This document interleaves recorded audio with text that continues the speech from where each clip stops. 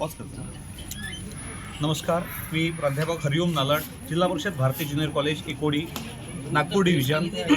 माझा प्रोजेक्ट जो आहे तो आहे लाईटच्या संदर्भामध्ये सर्व संकल्पना ज्या आहेत वर्ग 5 ते 12 पर्यंत लाईटच्या सर्व संकल्पना माझ्या प्रकल्पातून सिद्ध केलेल्या आहेत. यामध्ये light travels in a straight line आपण हे विद्यार्थ्यांना शिकवत असतो. तर डायरेक्टली मी प्रत्येक गोष्ट ही लाईव्ह करून दाखवण्याचा प्रयत्न केलेला आहे विद्यार्थ्यांना, की कोणतीही गोष्ट लाईव्ह दिसली पाहिजे. त्यासाठी इथं मी ब्लॅक डार्क रूम असा हा कन्सेप्ट मांडलेला आहे, ज्याच्यामध्ये काचेची पेटी तयार केली आणि धूर तयार केला, ज्याच्यातून light travels in straight line म्हटलं तर आता म्हणजे रेक्टिलिनियर प्रोपेगेशन ऑफ लाईट ज्याला म्हणतो आपण. तर आता लेझर जरी लावला तर इथे एक डॉट दिसला, वरती एक डॉट दिसला, मात्र हा लाईट इथून तिथपर्यंत स्ट्रेट लाईनमध्ये गेला हे आपण त्याला विद्यार्थ्याला सिद्ध करून दाखवू शकत नाही. आम्ही इथं सगळ्या गोष्टी लाईव्ह दाखवतो विद्यार्थ्याला, की बघा या डार्क रूममधून मीडियम अवेलेबल असल्यामुळे light travels in straight line. आता तो पाहिल्यानंतर तो विद्यार्थी मानून घेईल की light travels in a straight line.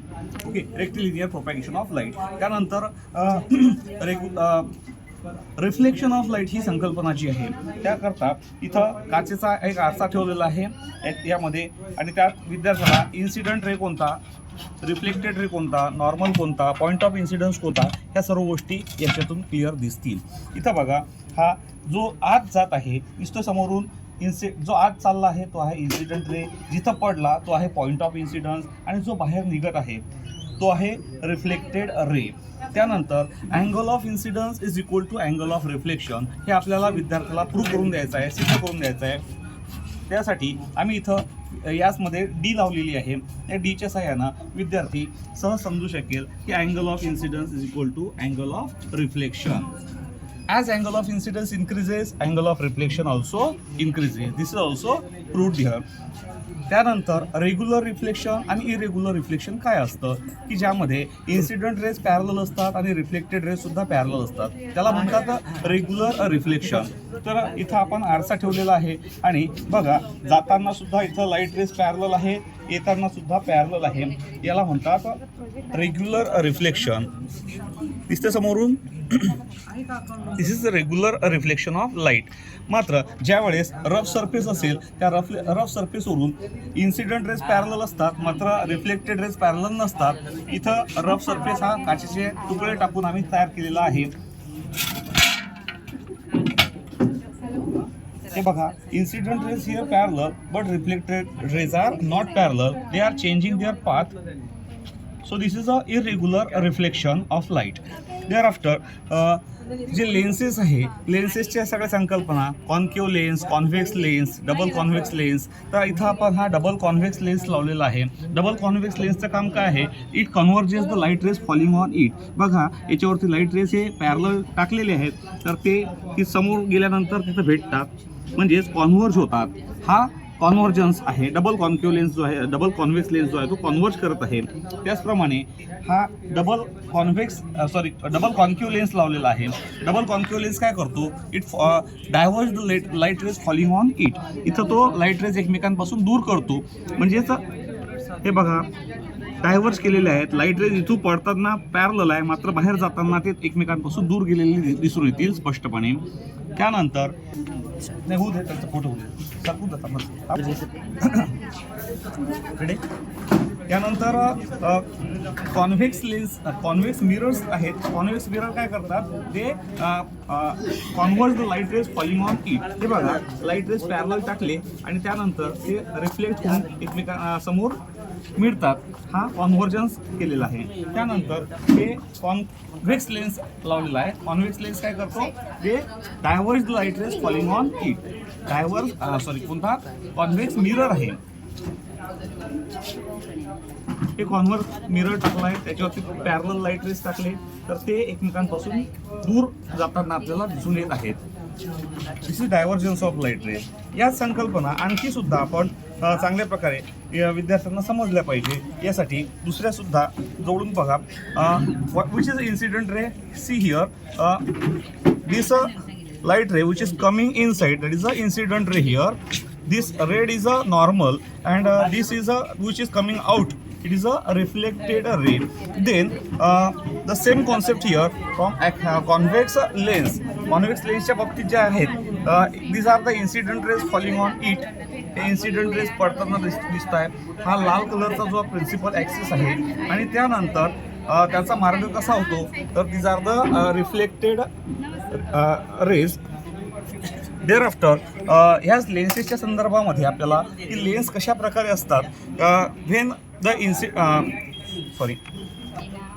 लेन्सेसच्या संदर्भातच की when these parallel rays of light fall on the convex lens they converge the light rays. हे कॉन्व्हर्जन्स कसं आहे ते दाखवलेलं आहे. त्यानंतर हे जर आपल्याला कॉन्क्यू लेन्स आहे, कॉन्क्यू लेन्सवरती जर लाईट रेस पडले तर कसे डायव्हर्ज केले जातात हे सुद्धा इथं आपण याच्या साहाय्यानं मांडलेलं आहे.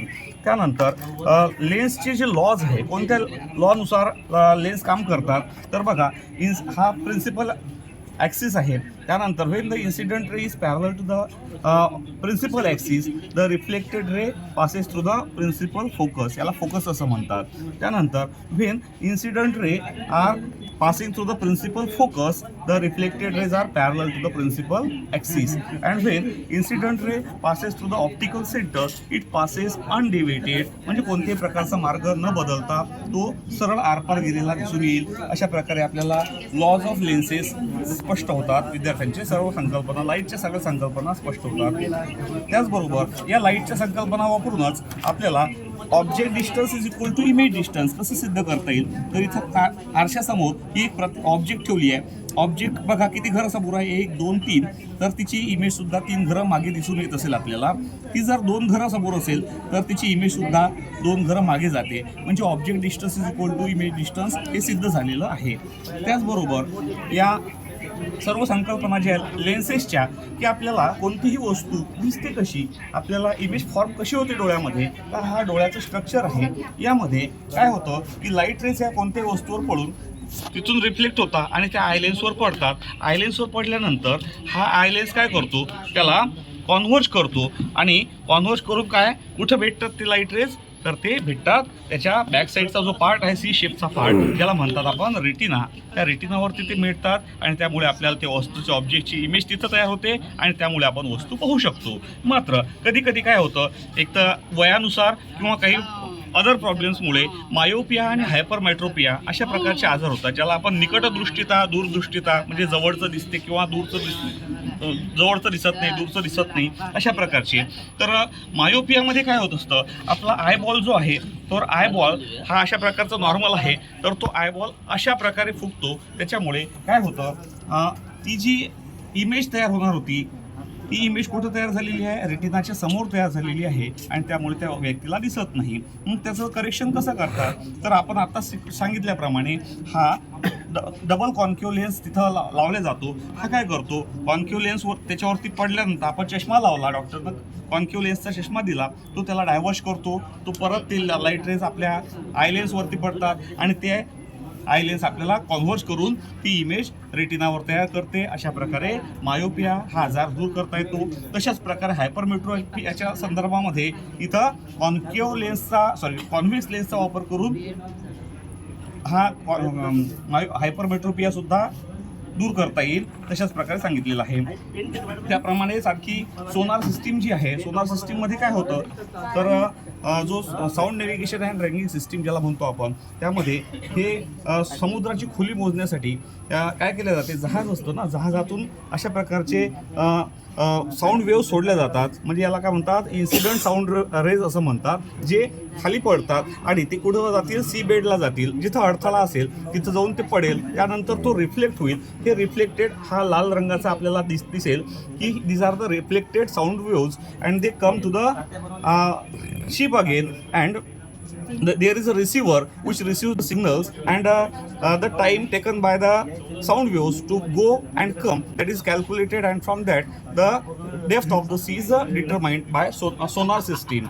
त्यानंतर अशाच प्रकारे 7 रंग कसे तयार होतात हे सुद्धा आपण अशा प्रकारे 7 रंगांचं दाखवू शकतो की ग्लास लॅबमधून ग्लास प्रिझमच्या मधून एक सूर्यकिरण टाकला तर आपण केव्हाही याला रात्रीसुद्धा आपण तयार करून दाखवू शकतो की 7 कलर्स कसे तयार होतील व्हिपग्योर ज्याला म्हणतो आपण. याचबरोबर रुदरफोर्डचा जो प्रयोग आहे ही रुदरफोर्डचा संकल्पना जी आहे ती गोल्ड फॉईल घेतली. गोल्ड फॉईलवरती जेव्हा आपण लाईट रेज पाडतो तर त्यावेळेस काय होतं की most of the alpha particles falling on that gold foil ते पास अनडेविएटेड, म्हणजेच कोणत्याही प्रकारचं विखुरण न होता ते सरळ आरपार जातात. कारण काय असतं की ॲटमचं स्ट्रक्चर जे असते त्या most of the part of the atom it is a vacant and that's why the alpha particle can pass without deviating. But what happens in case of some particles, काही पार्टिकल जे आहे ते त्याच्या न्यूक्लियसवर पडतात थोडेसे तिरपे, त्यामुळे त्यांचा पाथ काय होतो, this deflected from by small deflection. आणखी काही जास्त असतील तर ते काही मोर डिफ्लेक्शन होतील आणि नियर अबाउट 1 आउट ऑफ 20,000 20,000 पैकी एक पार्टिकल जो असेल जो अगदी न्यूक्लियसच्या सेंटरला आपटल्यास तो 180 डिग्रीच्या अँगलनं परत जातो. आणि रुदरफोर्डची ही संकल्पना विद्यार्थ्यांना पाठ करायला खूप कष्ट जातात, तर ती आपण स्पष्टपणे इथं